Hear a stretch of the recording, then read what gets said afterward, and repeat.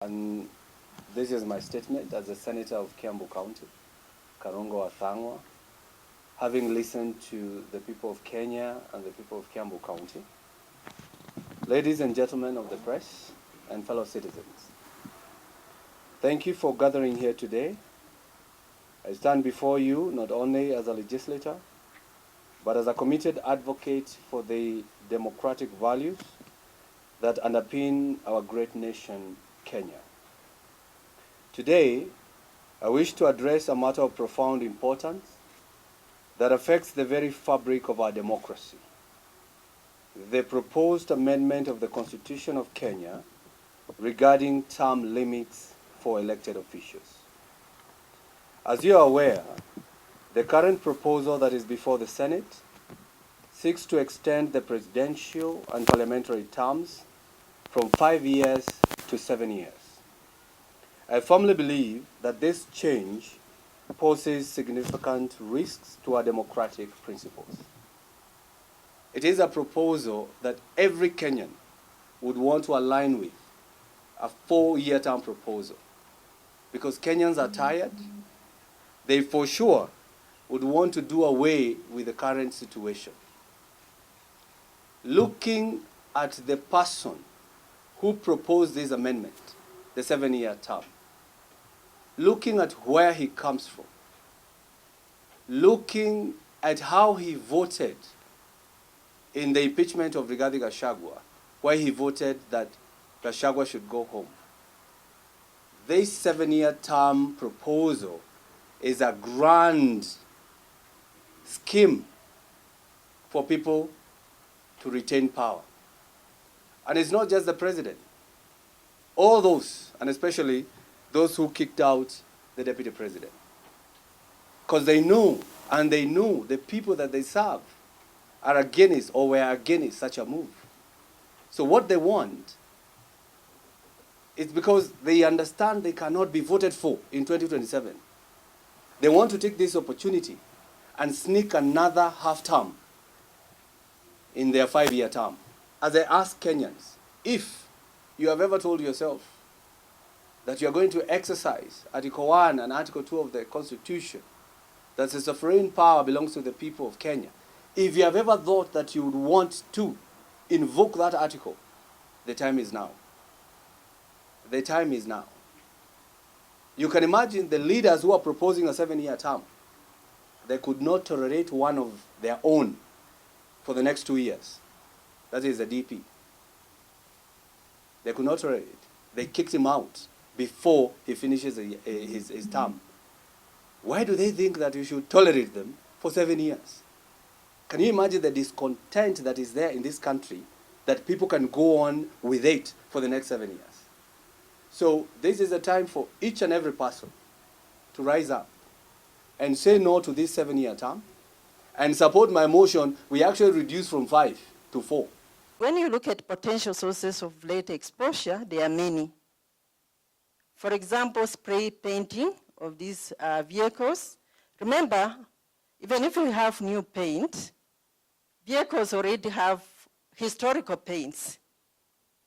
During painting, they sand these particular surfaces and they get to the ground. When it rains, they get into water and then they contaminate the environment.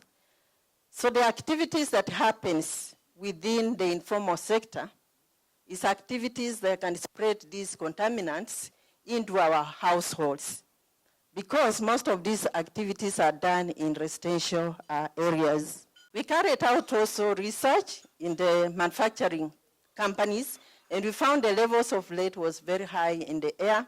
We also found out that these levels were linked to blood pressure. We saw that workers who had very high levels of lead, in their system also had very high blood pressure. So Kenya has several legal frameworks like Environmental Management and Coordination Act of 1999, which was revised in 2019. and addresses pollution control and hazardous waste management. We equally have the Health Act, number 21 of 2017.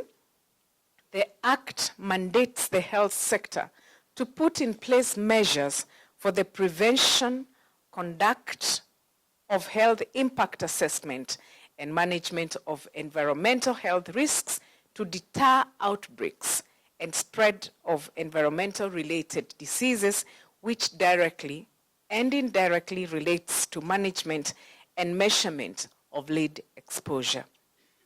We have the Occupational Safety and Health Act of 2007, which ensures worker safety and hazardous substances, including lead.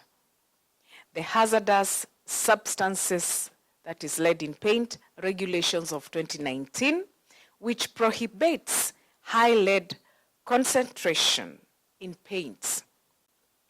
When we talk about children, the damage is on the body's biological systems and pathways. Serious. And these are the children we are looking to. We are looking to bring them up, to take over after we leave this world. An estimated economic loss of GDP per year due to childhood exposure in low and middle income countries accounts to 1.9% in Asia, 2.0% in Latin America, and 4.0% in Africa.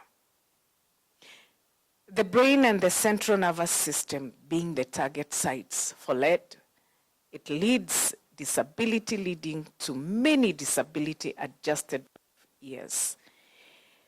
Ladies and gentlemen, lead gets stored sometimes in the teeth, bones. Accumulation over time may be released in the body, and especially during pregnancies, thus exposing the fetus. And malnourished children are more susceptible to lead because their bodies absorb more lead, just like I have said, 5 times more. Much of the big. Thank you so much. So my name, ladies and gentlemen, is Dr. Bob Agwata. I sit as the technical advisor in the office of the TV.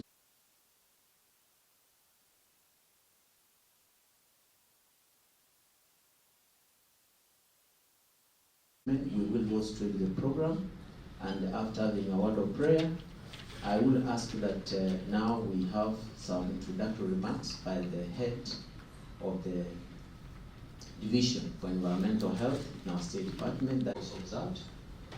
It's a pleasure to be here. We all gathered here because we are celebrating the week-long on lead exposure prevention action week and effect of our daily lives. Chemicals, first of all, the telephone that you have already has some chemicals that you have pesticides and the like.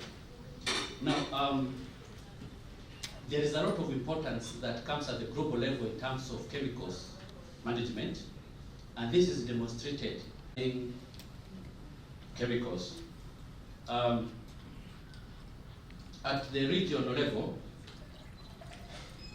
the African continent, in terms of environment and health, and chemicals featured quite prominently, or agency that can handle that particular area. So at the local level, the Kenyan government introduced what we call the health, which is a team of policymakers and experts from the two leading ministries, that is health and environment, to be able to make ministries have come up with a multi-sectoral committee on chemicals management, whose broad aim is to support institutional strengthening at the national level by enhancing information sharing, knowledge management to inform decision making. And just to mention, as indicated earlier, these are the ministries of health, Ministry of Environment, We have NEMA as an agency. We have the academia represented in the same sectoral committee, the civil society and private sector. It is important to highlight that membership of that sectoral committee. This particular sectoral committee was established to see to the implementation of national policy on sound chemicals management. Because now we have everything that is available. So ladies and gentlemen, that's the end of my story.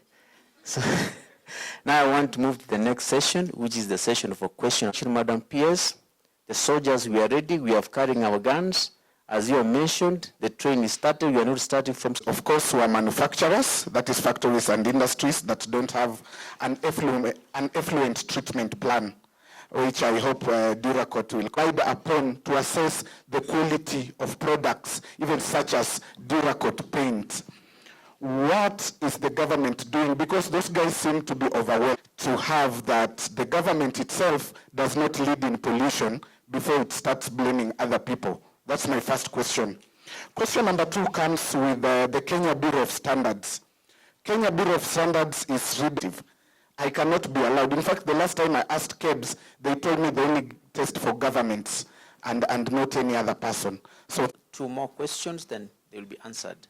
All right. All right. Hello, my name is Helen Aura from NTV. My first question.